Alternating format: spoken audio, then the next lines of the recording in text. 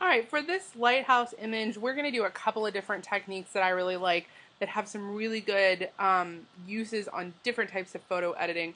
We're going to use a new tool that we've never used before called the lasso tool. There's three different lasso tools that you can use. It kind of is, for me, a personal preference between the lasso and the polygon lasso.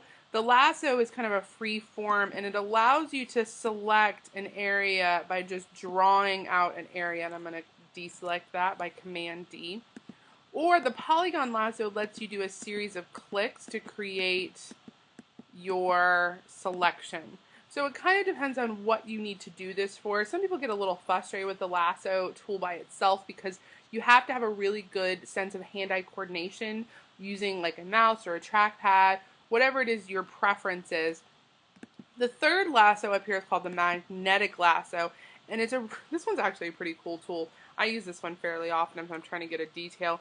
What the magnetic lasso does is when you start on an image, it is smart enough to recognize the difference between this color edge of the lighthouse and the white of the clouds. Now this can be rather frustrating if you're trying to do something really detailed because sometimes it doesn't grab exactly what you want it to. So if you watch, it didn't grab that area up here that I wanted it to. But it's a really cool tool if you're trying to do something very specific with it. But for our purposes today, we're actually going to use the polygon lasso tool. It's kind of my personal preference, which again, it's whichever one you prefer to use. So what we want to do is I'm actually wanting to make another copy of this lighthouse, and I want to get a nice soft edge, but I don't want to have to spend a lot of time erasing those edges.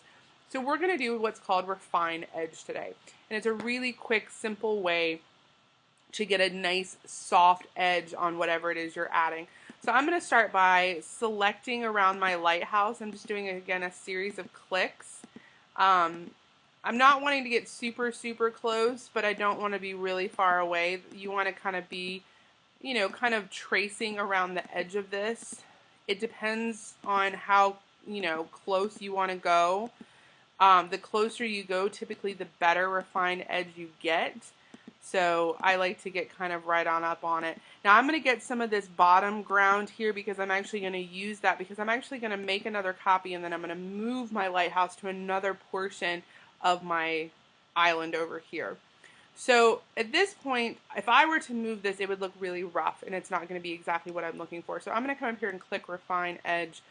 I'm going to change my view mode. You have lots of different ones. I personally like it on black. That helps me see a little bit better. Some people like the red or the black and white. I like one of these two, on black or on red. It kind of just depends, or excuse me, overlay, whichever one you prefer. And what I want to do is I want to do some edge detection, and I want to start kind of cleaning up my radius. And if you watch my image back here, you're going to see that the black is going to start kind of coming in on my lighthouse here. And I'm going to come down here, and some of this is a little trial and error. You have to kind of feather out some of your edges. You have to contrast, you have to smooth them out just to kind of get a little bit more close to these borders and to get a soft looking edge. Now, however much you shift it is going to determine how much of that we see. So you want to be careful not to go too far, but you want to make sure you get enough of it so you don't cut off parts of your edge. You kind of have to play the radius game and adjust some of these edges until you get a look that works for what you're trying to accomplish. So I like to just kind of play with it until I kind of get a look that works for me.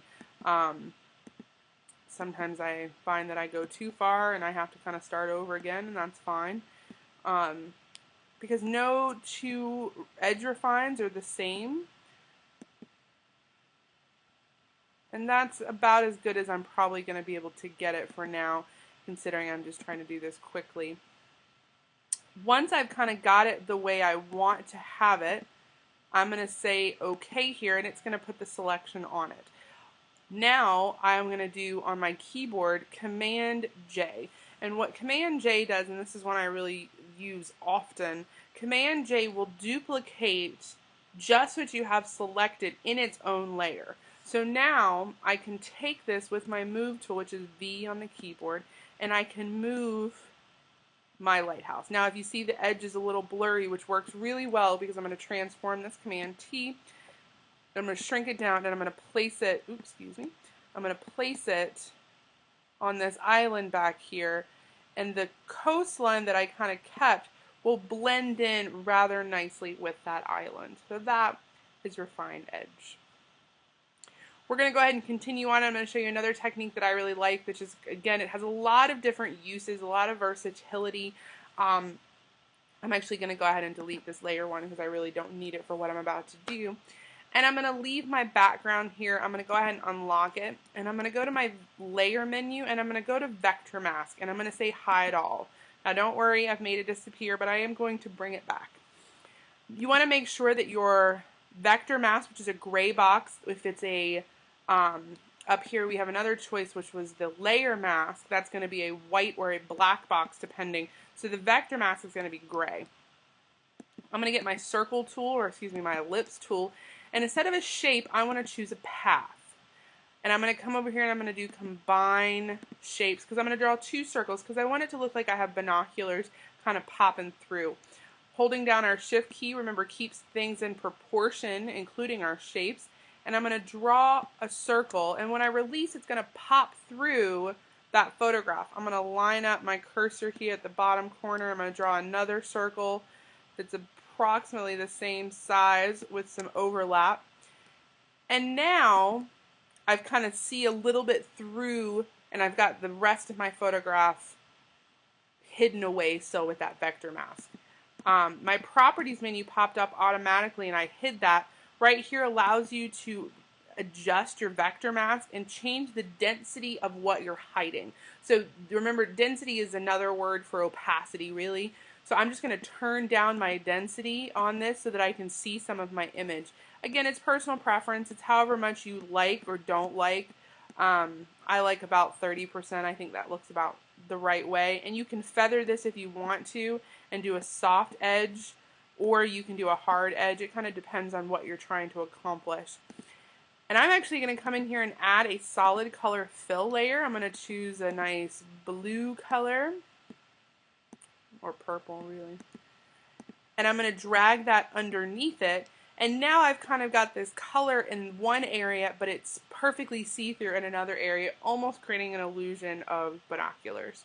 This can be used for a lot of different things, a lot of different techniques. If you're trying to hide something of a photograph but not hide everything, it can come in handy. That is a great little trick.